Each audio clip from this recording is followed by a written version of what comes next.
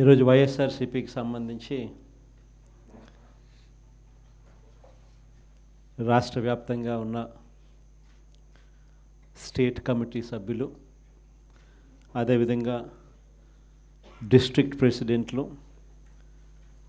Constituency నియోజకవర్గ youth presidents మిమ్మల్ని అందరినీ కూడా ఈరోజు ఇలా కలవడం చాలా సంతోషంగా ఉందని ఈ సందర్భంగా తెలియజేస్తాను. పార్టీలో క్రియాశీలకంగా ఈ కన్స్ట్రక్షన్ కార్యక్రమం అనేది చేస్తూ ఉన్నాం. ప్రతిపక్షంలో ఉన్నాం. ప్రతిపక్షంలో ఉంటూ ప్రభుత్వం పనిచేస్తూ ఉన్న విధానాన్ని ప్రశ్నిస్తూ, ప్రభుత్వం ఇచ్చిన హామీలను ఆ ప్రభుత్వం ఎగరగొడతా ఉన్న నేపథ్యంలో ఆ ప్రభుత్వాన్ని గట్టిగా నిలదీస్తూ, నిద్రపోతూ ఉన్న ఈ ప్రభుత్వాన్ని మేలుకొల్పే ప్రయత్నం గట్టిగా చేస్తూ ఉన్నాం. చేసే ఈ ప్రక్రియలో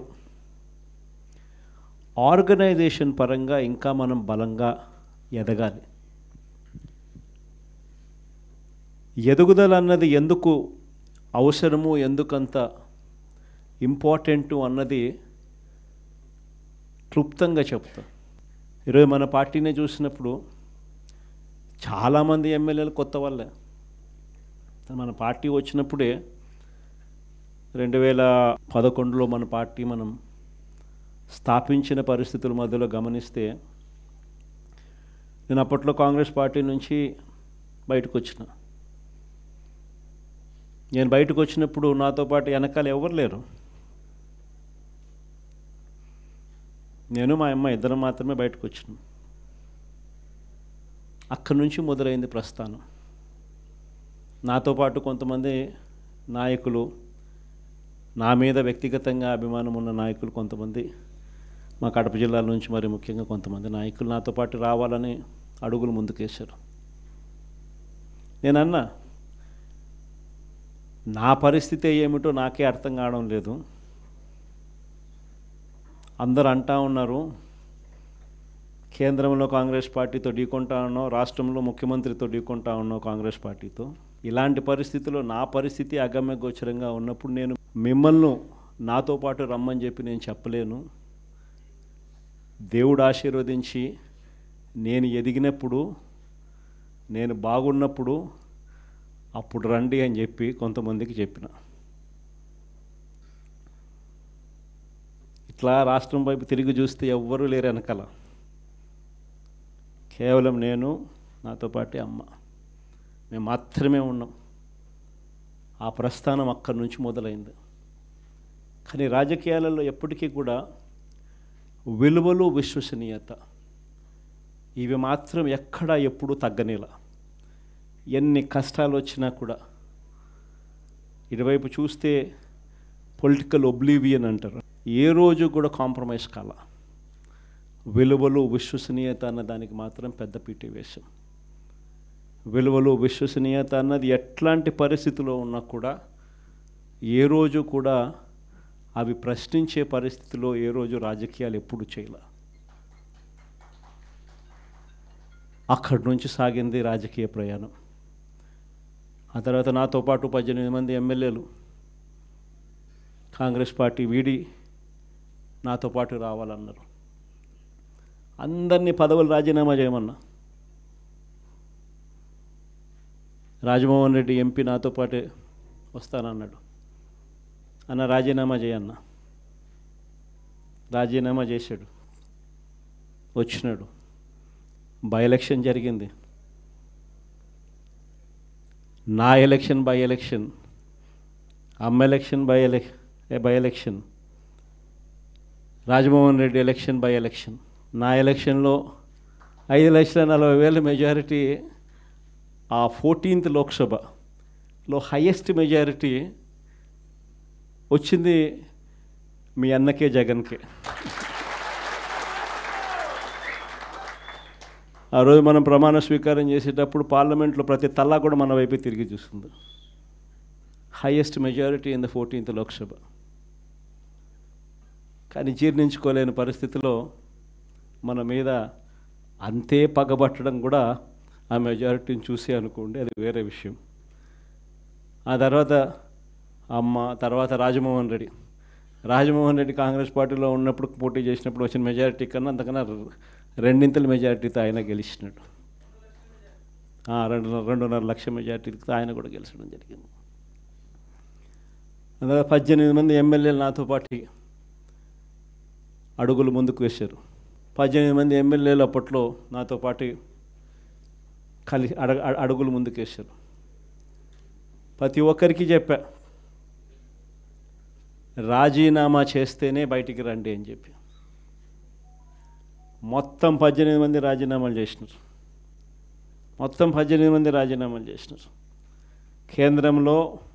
కేంద్రంతో వ్యతిరేకంగా పోరాటం, రాష్ట్ర ప్రభుత్వానికి వ్యతిరేకంగా పోరాటం. 18 మంది రాజీనామా చేసి విలువలు విశ్వసనీయతతో కూడిన రాజకీయాలు చేయడానికి అడుగులు ముందుకేశారు. ఎక్కడ కూడా విలువలు విశ్వసనీయత అన్నది ఎక్కడ కూడా తగ్గల. అప్పట్లో పవర్ ఛార్జెస్, కరెంటు ఛార్జీలు విపరీతంగా చంద్రబాబు నాయుడు గారు పెంచిన నేపథ్యంలో చంద్రబాబు నాయుడు ప్రభుత్వం మీద అవిశ్వాస తీర్మానం ప్రవేశపెడితే ఆశ్చర్యం ఏమిటో తెలుసా? తెలుగుదేశం పార్టీ అప్పట్లో కిరణ్ కుమార్ రెడ్డి ప్రభుత్వానికి సపోర్ట్ చేసింది. 294 స్థానాలకు 148 ఎమ్మెల్యేల స్థానాలు హాఫ్వే మార్క్ అయితే, అప్పట్లో చంద్రబాబు నాయుడు సపోర్ట్ చేయడం వల్ల కాంగ్రెస్ పార్టీ బయటపడింది. చంద్రబాబు నాయుడు అండ్ కాంగ్రెస్ ఇద్దరూ కలిసి ఒకటై కుమ్మక్కై రాజకీయాలు చేశారు అప్పట్లో. అలాంటి పరిస్థితుల్లో కూడా ఎక్కడ కూడా ప్రజలు హర్షించే విధంగా విలువలతోనూ విశ్వసనీయతతోనూ కూడిన రాజకీయాలు చేశాం. క్యాన్వాస్ చూస్తే ఆంధ్ర రాష్ట్రం విడిపోయిన తర్వాత 175 నియోజకవర్గాలకు సంబంధించి కూడా పరిస్థితి, క్యాండిడేట్లు అందరూ కొత్త వాళ్ళే.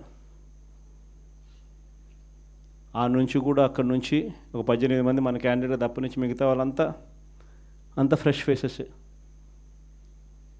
నుంచి మన క్యాండిడేట్లు విజయం సాధించడం మొదలుపెట్టాడు.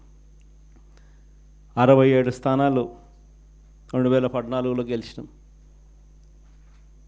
మళ్ళా 23 మందిని దాంట్లో పోచింగ్,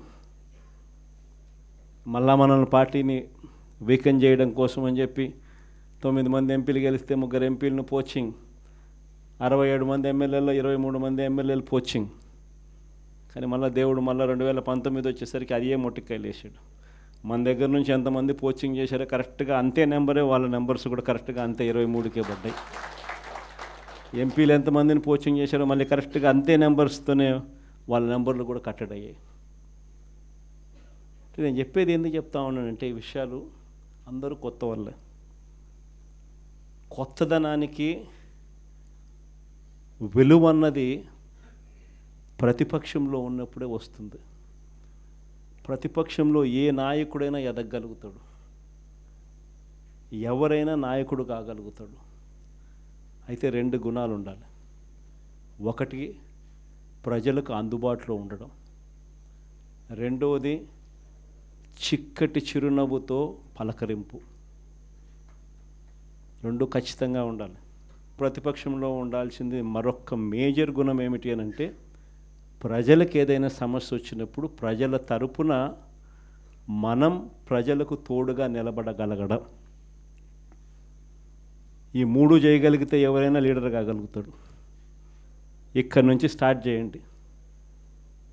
నియోజకవర్గం స్థాయిలో నియోజకవర్గ అధ్యక్షుడిగా ఉన్న ప్రతి ఒక్కరికి నేను చెప్తా ఉన్నా, ఈ రోజు నుంచి స్టార్ట్ చేయండి. మనం ఈరోజు చూసేది యూత్ అధ్యక్షుడిగా, నియోజకవర్గం ఇన్ఛార్జిగా, యూత్ అధ్యక్షుడిగా ఫస్ట్ అడిగే ఇది. మీ చివరి అడుగు ఎమ్మెల్యే కావడం, అది గుర్తుపెట్టుకోండి.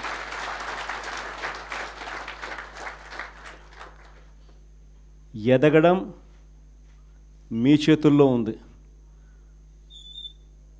మిమ్మల్ని పెంచడం నా చేతుల్లో ఉంది.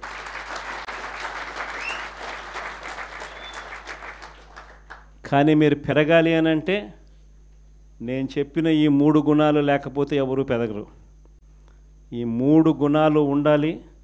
ఈ 3 గుణాలను పెంచుకోవాలి. పెంచుకున్న దాంతో అసెస్ చేసుకోవాలి. ప్రతి నియోజకవర్గ ఇన్ఛార్జ్కు ఇది ఒక ఛాలెంజ్ ఇస్తున్నా. ఈరోజు నుంచి 6 months టైం తీసుకోండి. మండల్ కమిటీస్ ఫామ్ కావాలి. దానికి తగ్గట్టుగానే కాన్స్టిట్యున్సీ హెడ్ క్వార్టర్స్లో వార్డ్ కమిటీస్ ఫామ్ కావాలి. దానికి తగ్గట్టుగానే మండల్ కమిటీస్ ఫామ్ కావాలి. దానికి తగ్గట్టుగానే గ్రామ కమిటీస్ ఫామ్ కావాలి. గ్రామ కమిటీసు, మండల్ కమిటీసు, మున్సిపాలిటీల్లో వార్డు కమిటీసు మొత్తం మీ ఆధ్వర్యంలోనే ఉన్నాయి. మొత్తం మీ ఆ చేతుల్లోనే ఆర్గనైజేషన్ ఉంది. ఆర్గనైజేషన్ చేసేటప్పుడు ధ్యాస పెట్టండి, బుర్ర పెట్టండి. కెపాసిటీ ఉన్న వాళ్ళని తీసుకొచ్చే కార్యక్రమం మొదలుపెట్టండి.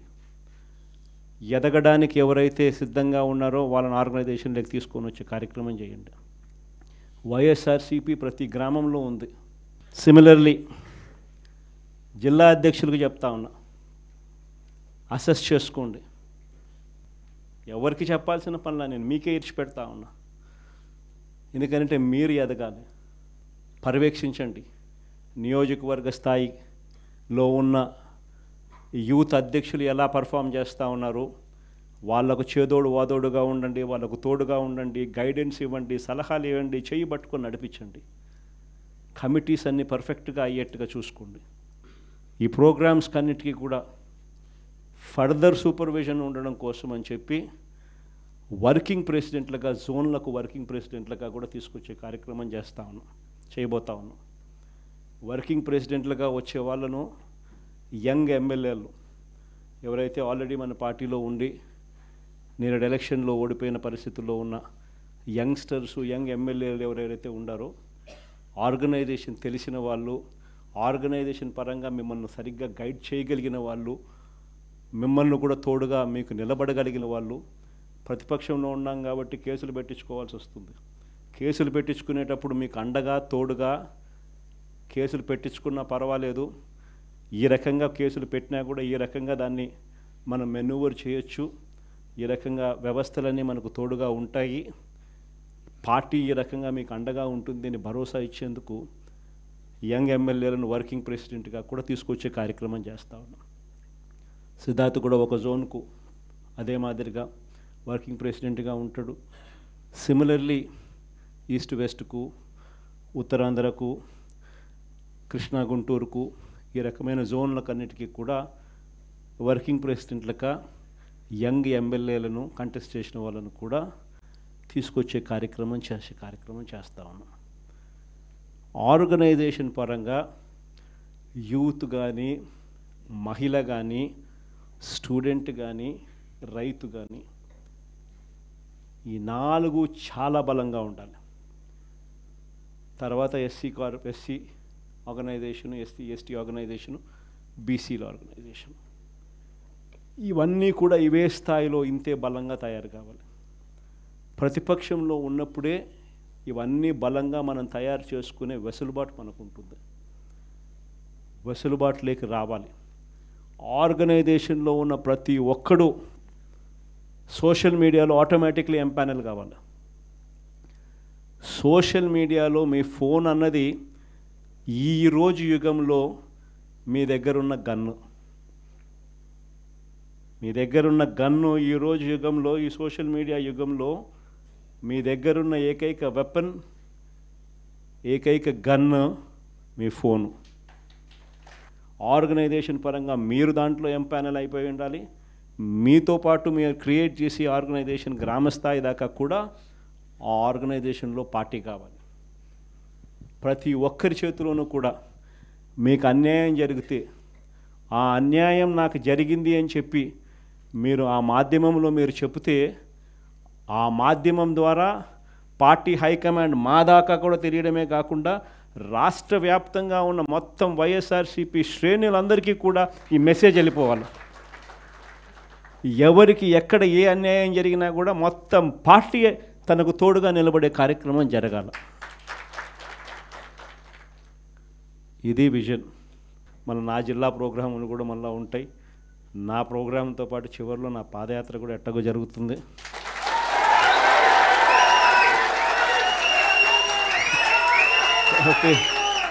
కాబట్టి ఆ టైం వచ్చినప్పుడు ఇంకా మీతో ఇంకా ఎక్కువ మమేకమయ్యే పరిస్థితి ఉంటుంది. ఇంకా ఎక్కువ మీ జిల్లాలలో మీతో పాటు కలిసి ప్రయాణం చేసే పరిస్థితులు ఉంటాయి. ఆ కలిసి ప్రయాణం చేసే పరిస్థితిలో మిమ్మల్ని ప్రతి ఒక్కరిని పేరు పేరున పిలిచే పరిస్థితి కూడా ఖచ్చితంగా ఉంటుందని కూడా చెప్తాను.